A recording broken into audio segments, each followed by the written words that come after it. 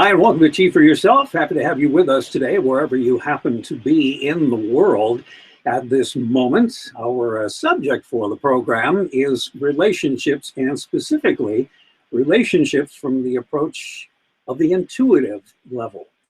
And I've been looking forward to this for quite some time. Our guest today is Dr. LeslieBeth Wish. She is an award-winning, nationally honored author and licensed clinical psychotherapist specializing in helping men and women become smart, brave, and intuitive in life, love, and work. She's also a certified aquatic fitness professional. National Association of Social Workers named her as one of the 50 who have contributed to the profession, and she is the subject of a biographical entry in the marquee Who's Who publications for her pioneering work. Her website can be found at lovevictory.com. And Dr. Wish, I'm going to start out by saying that psychotherapy we think of as a science, one that's very exact. And when you think of intuition, something that's a little more esoteric, it's interesting, I think, to note the difference. And I'm wondering, how did you move from a very scientific approach into the area of intuition? Well, intuition plays such an important part in how we make decisions. You know, you've heard people say, I got a gut reaction, or I just had a feeling to do something or not do something. And no one thinks of it as something that could be based in science. So for those of your listeners who like things based in science, there's good news. Two neuroscientists recently, John Kunios and Mark Beeman, they have a book out called Eureka Factor. They wanted to find out if intuition could be scientifically based. And what they found after doing, MRIs and hooking people up in their brains to electroencephalograms, they found that, I don't want to go into all the details of their testing, but they found that the same area on the right side of the brain, just behind the ear, lighted up all the time when people talked about their intuition and what decisions they made on intuition. So there might be something in the brain. It's just on the right behind your ear. So keep that in mind, so that might soften the question mark that people have about, is intuition really trustworthy? Mm-hmm. And we hear that everyone really is born with intuition. And just based on what you've said now and those findings, can we say that everyone indeed has intuition? They certainly do. They just don't know how to tap into it. And the way I got interested in it was I was doing research for my book, which is called Smart Relationships. And the reason I did that was that I tend to write about things that bother me because I can't answer them. And I wanted to know why so many of today's very, professional and work-oriented women are very smart about work, but not love. So instead of just writing a paper or a book on my clinical practice or crazy friends and family, I wanted to do research. And one of the things that jumped out at me from the research was this question: what is the one thing people can do to have better luck in their relationships? And what jumped out from my research was learning how to trust your intuition. Well, staying with the idea of women in the workplace, and based on your research and your findings, what special problems are women encountering today in finding a good relationship that maybe they didn't have 30, 40 years ago in the more June Cleaver era, shall we say? Well, society's changed in the United States especially. And you've got women who, not too terribly long ago, women couldn't even vote. So at least we got that for starters. But now, the expectation is no longer that if you do go to college and you're a woman, that you're just going to find a husband. If you find a husband and that's what you want, that's great. But women now want to and are often expected to be able to have trust in their own abilities to support themselves, to follow their talents. We are free in this country that you're allowed to do that. It's part of our cultural heritage, that finding a purpose and doing something that is good and gives back to others. So these are all things that have changed. But along with those problems are, what do I do if I'm a workaholic? What do I do if I'm the main breadwinner? What do I do if I'm really unhappy at work and don't find a way to get out of it? So those are all new problems that women face. Mm. And how much can we trust this thing called chemistry? Well, chemistry is an interesting problem because people believe that women have intuition that's strong, but I always tell the women in my study it can be strong, but unfortunately it can also be wrong. And that goes back into what is your intuition? Why can't you trust it, and should you trust it? So think of intuition in this way. It's a combination of your cognitive and physiological reactions that make you focus on what is most important information or stimulation coming regarding another person. And you have to be able to zero in on this and exclude, other incoming stimulation. So that means there are people who can meet someone in less than 3 seconds and have a very accurate reading about them. Not everybody can do that, but you can train yourself to be more accurate.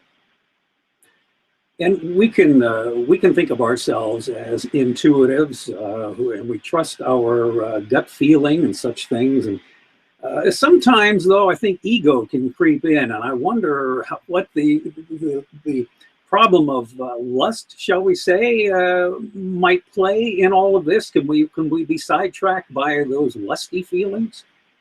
Oh, yes, for sure. Absolutely. So if someone were to ask me, what is a recipe for trusting your intuition and being right about it, this is the way it would go. And it sounds so easy, and it's not that hard to do, but in order to do it, you really need to be emotionally brave enough to face yourself honestly. And if you can do that, you can become an intuitive. But that's the hardest part, isn't it? Being honest with yourself and digging deep down and having a self-reckoning with the things that you have done and haven't done. But if you're willing to get brave, here is the best recipe that I have discovered. I didn't invent this. It kind of came from the research. So let's start with recognizing the reactions that you have, because not everybody gets a gut reaction.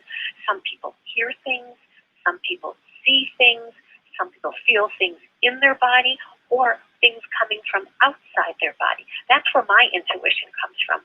I'm very intuitive, and I've been like that almost all my life as far as I can remember. It comes from outside me. I feel something stopping me from doing something, literally as though I've walked into a wall. And I also can hear messages in my head. That sounds a little crazy, but a lot of people hear messages in their head that are accurate. So how do you get your signals? That's the first step. What usually happens? Do you feel tingling? Do you feel that gut reaction? Does your heart begin to flutter? Secondly, what can you do to trust that you should listen to it? And that's, I think, what you're talking about. Trust is the most important step. And what happens is people toss it away. Oh, that's stupid. That's just old wives' tales. That's superstition. I'm just going to go down that road anyway, even if I think there's going to be an accident, and that's the message I got in my head, or the worry I got, or the feeling I got. So they don't value it. They think it's still in the realm of hocus pocus. But you mentioned the word ego. So it isn't your ego that gets in the way. It's your past. Okay. So can we assume then that intuition it always works if we work it? That intuition's always right? If you are able to do the following: face yourself, understand your past, understand how it gets in your way. So let me give you an example so that it doesn't sound so abstract. This was the most common scenario in my research. And by the way, I researched thousands of women over 5 years. So I was able to follow them up, and do follow-up and see where they were. So this was the most common pattern. These are educated and or trained women. They have responsibility at their job. They're able to support themselves without, over-struggling. And they go out there and they work hard and they get up early and they come home late. They might have children to take care of. But whatever it is, they come home feeling like, oh my God, I just want to plunk down, hope there's something in the refrigerator to eat and turn on the television or go on Facebook, okay? So what happens to them is they fall for a man who is very exciting, often very commanding, very charismatic. I mean, you see all of these in romantic comedies and soap operas, and it's almost as though the woman has said to herself, now I'm going to have a life. So her motivation is coming from her current situation, combined with, her past experiences at work and her education. And so she misses the signs that this man might be a mover and a shaker in his life, but he also might try to take control of her life, and they miss those signs because they're so wanting to jump into a life. Well, do you still see women, I want to say, hanging on to that old media-driven and movie-driven concept that says you have to marry up, you have to marry a successful man, you have to catch a man? Do you still see that going on today, even with all the changes that women have brought about? Not only do I see that, but it is one of the major trends that is happening to women who are in their 20s, some of the younger millennials who are just graduating college. They would like to skip over life. That theme came up so much in my study. They're looking for not only an older man, but someone who's old enough to be their father or a young grandfather. Mm-hmm. And they're often having children and feeling as though that they have an instant life. And that's very common. It's one. In fact, I believe 2020 even did a special on that. Well, if a woman is showing you that in your work and in your research or whatever, what do you say to her? What would you say to women in general when they have that tendency? Because it seems so really counterproductive just to go after that one thing. Well, it may not automatically be. It depends how good the relationship is. Relationship by age is not a good tool to use, even if a person is a lot older or younger than you. But here we go back to your initial question. How do we trust our intuition? What I would do with a woman in that situation is that I would ask her to describe their first dates. I would ask her to describe what attracted her to this person. So let me make this concrete and real. So let's say I'll take a combined story from the typical stories from women who put themselves in that position. So she's graduated from college, worked for a year and a half, finds that the rat race is really a lot harder than she thinks, and she would like to have children, and or she'll accept not. But she finds that she's really drawn to people who are more stable, more directed, more charismatic, seem to have a sense of control and command over life. And these men are very attractive. And there is nothing wrong with this kind of man. I don't want to give that impression. So what can go wrong is the woman misreads him. He's a commanding man in his universe of work, but not necessarily does the woman want him to be commanding over her. So I might ask her, what happened on your first date? And they often say things like, he took me to this exclusive restaurant, impossible to get into, or he got first row seats at this rock concert that nobody could get, or he introduced me to famous people, or took me on a helicopter ride over the city. Whatever it is, fill in the blanks, it's something exciting. And then that went on for a while, and they were drawn to it. And my advice to women, when the dates are that exciting, and when you are wowed by your partner, your intuitive voice should kick in and say to yourself, life can't always exist in the fifth gear. You can't be speeding all the time through life. What might my life be like when it's not in overdrive? Would this person still be trying to take charge of me? Would he be telling me where to be, when to be, what to wear, who to talk to? So those are the cues that I give women to pay attention to so they can better hone their intuitive judgment by asking these intuitive questions. Mm-hmm. Now, to go back to the beginning of this hypothetical dating sequence, when you first meet this person, and you're all charged up. You have all this anticipation. What are you looking for as far as, well, the things that make a first impression? What should you be on the lookout for? Well, you have to look for those tells, okay? The tells, like when you're playing cards, when people, good card players know how to read other card players because they give away tells, whether it's a tick or a roll of their tongue, or they put their hair behind their ear, or they can hear their foot tapping. So what are the tells? So let's talk about nonverbal cues, because intuition loves using intuitive nonverbal cues. So pay attention to how the person deals with the space between you. Are they far away from you and back away in the seat? Do they not look at you? Is there not good direct contact with you, but not staring? But the opposite of being too far back in their seat is, are they too much into your space? They're trying to command and captivate your attention. And women often say, he looked right at me. I felt like I was the only one in the room. I felt like he was really engaged with me, and I felt so important. So what you want to look at is either the too littleness factor, like he backs away, moves his body language away from you, too little contact, or the too muchness factor, that he's in your space. Backing away means he's going to be someone potentially who you can't reach, and you're going to have to pull things out of. But in your space is someone who wants command of you. So these are good intuitive signals to pay attention to. These are the warning lights.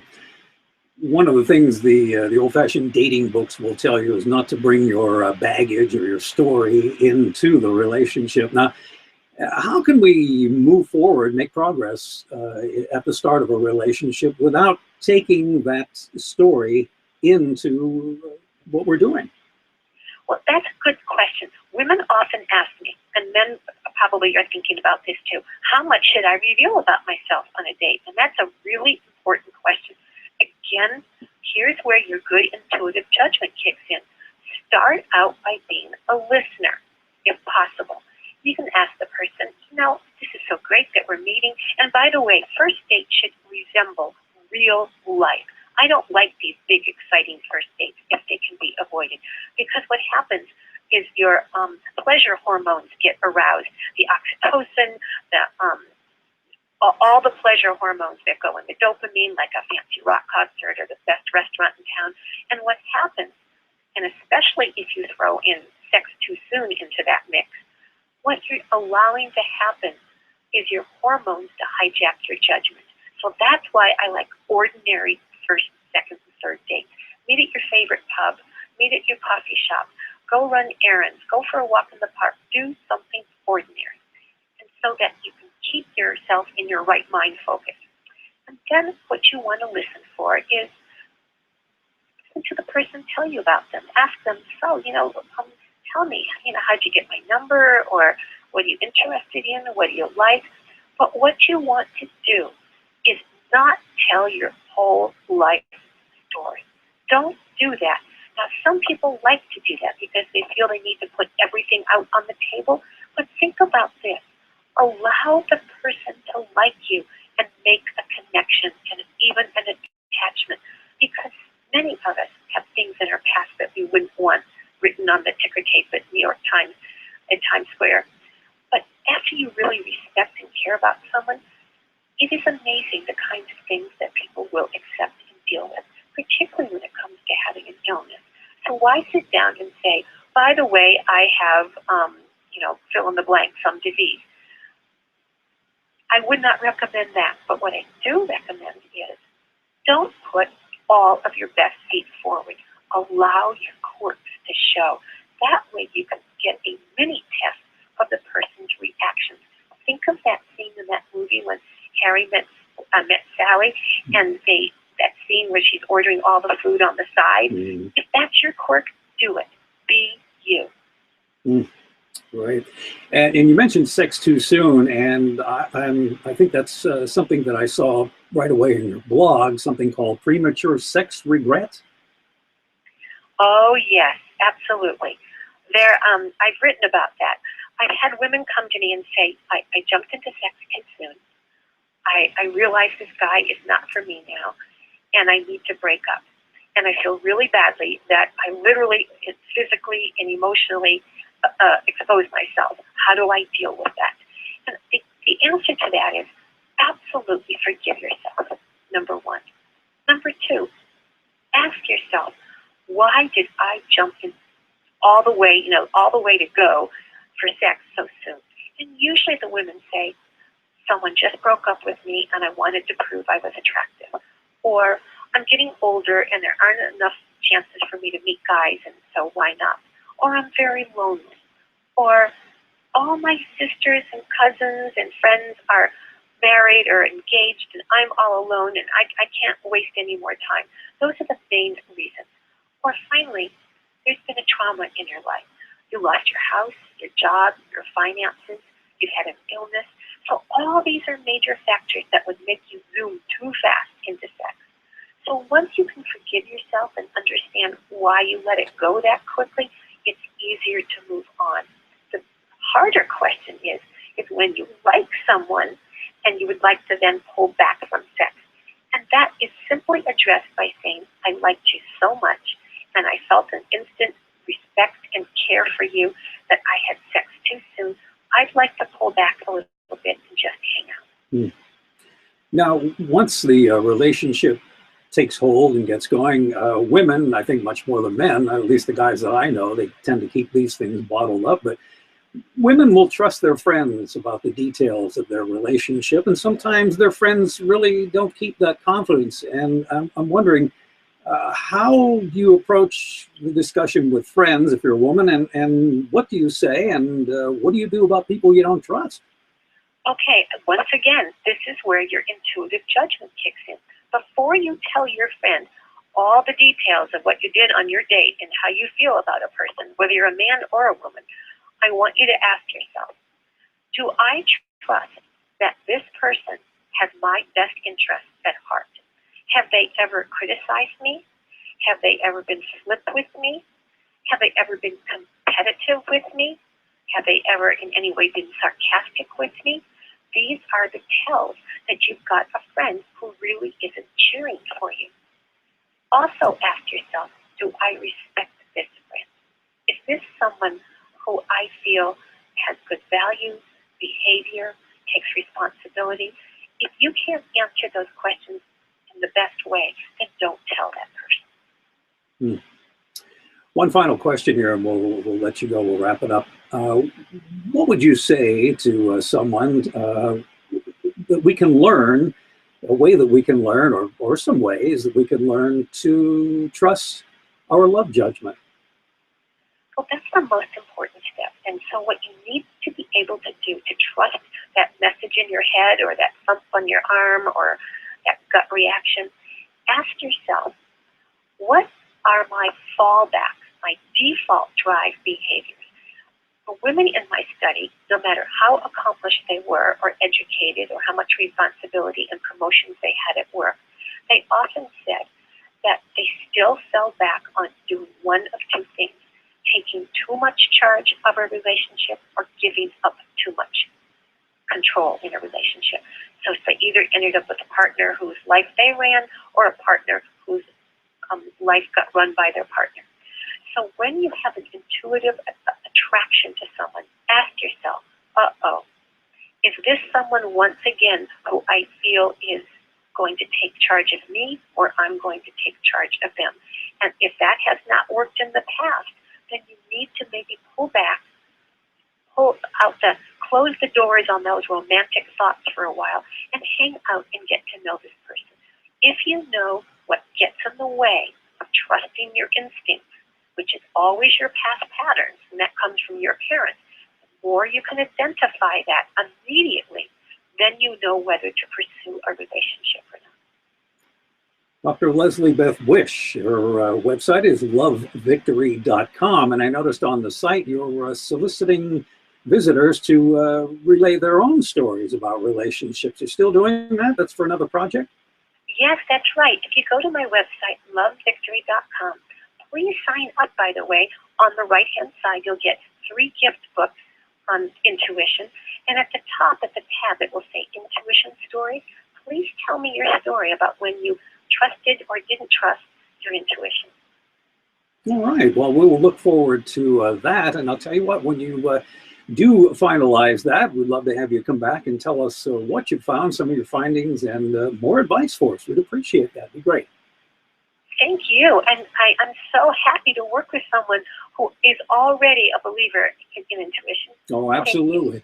Absolutely. I never leave home without it. So, that's a great statement. I like that. Oh, never. I mean, it really hasn't failed me. I trust it as long as I work it. I mean, I've done things to scuttle it, I know, but when I follow it, it's true, and it does the right thing. It doesn't always do the best thing, but or the most fun thing, but it does the right thing, and that's why I trust it. I'll leave your listeners with one last thought. Sure. Life consists of trial and learn. Don't think in terms of trial and error. If you get the mindset that it's trial and learn, you'll be less likely to be so hard on yourself. Wonderful. And on that, we will wrap it up. Thanks again, Dr. Wish, for being with us. And again, come back and have a wonderful day and weekend. We appreciate it. Thank you so much. All right. Take care. Bye-bye. Bye-bye. Okay, Dr. LeslieBeth Wish, and we will link to Dr. Wish's website, lovevictory.com. You'll see that link at cheatforyourself.com. If you're not at the website already, and if you're listening live today, you are. That's the only place on this day that the show or this interview is running. Obviously, we'll have it up on a podcast later, but if you sign up and get the kind of the heads up on the guest appearances and times and dates and things, then you'll know in advance, and you can join us for these sessions, which I refer to as on the call. You'll get it first that way before the podcast comes out, and this is with all the blemishes and all the green stuff and everything. We call this the garage around here, and the green has nothing to do with being Irish on a lot of things, but one thing I'm not is Irish. This is all for green screen, and so we'll put this together later on, have the video, have the podcast, et cetera, et cetera. But make sure you go to the website. On the start page, you'll see the box there. Put your email address in, and we will take care of the rest, send you all the details about what's coming up. More good guests coming your way. One in particular in the month of February I'm going to be telling you about. I'll get a blog post out concerning that a little bit later on. So for right now, I want to say thanks so much for joining us today. It's always appreciated. Be well, and I will talk to you soon.